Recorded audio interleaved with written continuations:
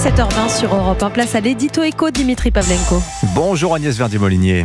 Bonjour Dimitri, bonjour à tous. Agnès, on parle beaucoup de référendum en ce moment pour notamment contourner le problème de l'absence de majorité à l'Assemblée nationale. On pourrait faire des choses dans le champ économique.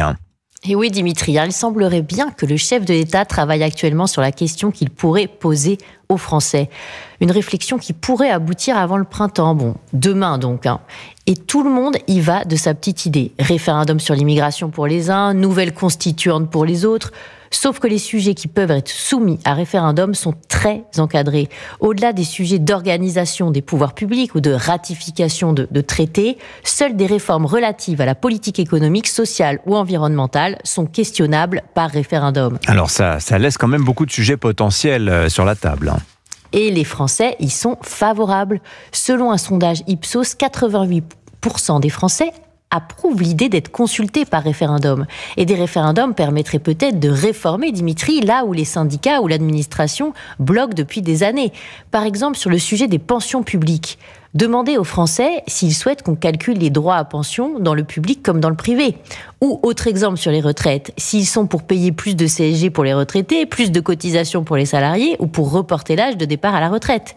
Sur le statut des agents publics aussi, un référendum pourrait être organisé avec la question suivante. Souhaitez-vous que toutes les embauches dans les hôpitaux, les écoles ou les caisses d'action sociale se fassent désormais sous contrat et non plus sous statut ? Oui, c'est des questions un petit peu comme on en pose souvent lors des votations en Suisse. Exactement, des questions qui permettraient de responsabiliser nos concitoyens. On pourrait aussi leur demander s'ils sont pour l'équilibre obligatoire des comptes sociaux, par exemple, un vrai sujet en France. Cela pourrait enclencher des débats publics passionnants. Mais attention, si dans les faits, c'est souvent le chef de l'État qui prend la décision de consulter les Français par référendum, formellement, il s'agit d'une proposition du gouvernement, signée ensuite par l'Élysée, permettant au Premier ministre de convoquer le référendum.